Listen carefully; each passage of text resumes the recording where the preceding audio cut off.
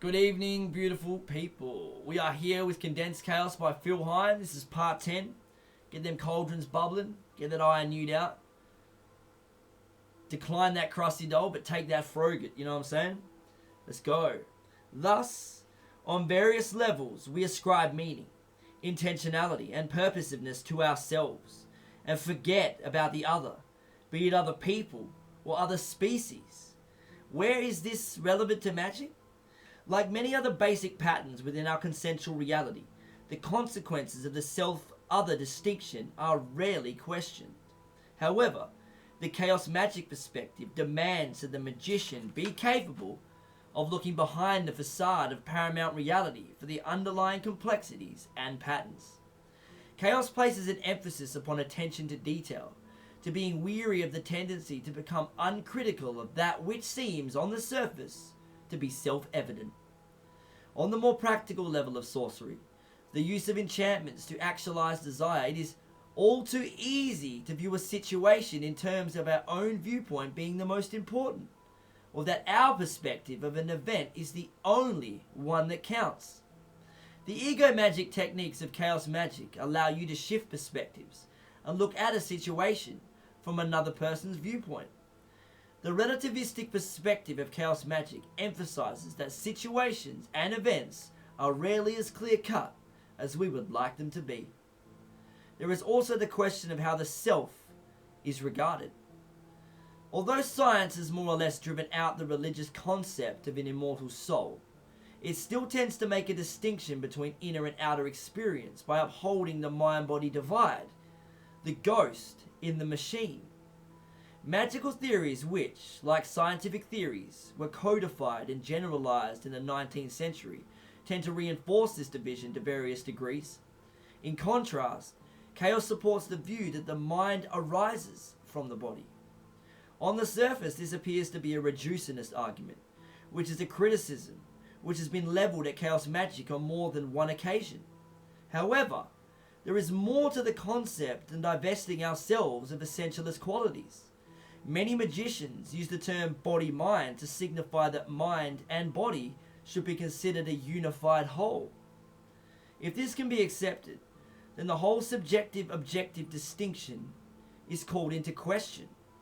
Moreover, this viewpoint is supported by chaos science, which has not only highlighted the fact that the objective world, which was once thought to be measurable, quantifiable and explainable following mathematical rules, has a high level of fuzziness and interdeterminacy, but also that the subjective world of the mind can be examined using analytical tools. Not only is there no ghost in the machine, but the idea of a physiological machine moving through a passive environment has been shown up to be rather simplistic. Chaos philosophy is developing the idea of interdependent systems, ecologies, which have the inherent capacity for self-organization. As a purely practical example, go out into woodlands or a similar natural space. You are entering a dynamic ecosystem whose elements include flora, fauna, local history, geographical and geological features, mythic associations, seasonal variations, and weather. When you enter it, you become another element in a mesh of interrelated dynamics. Your experience of being within this place will depend upon your interaction with other elements, many of which you are likely to be unaware of, well, at least initially. Before you start to impose any magical significance onto the place, observe it.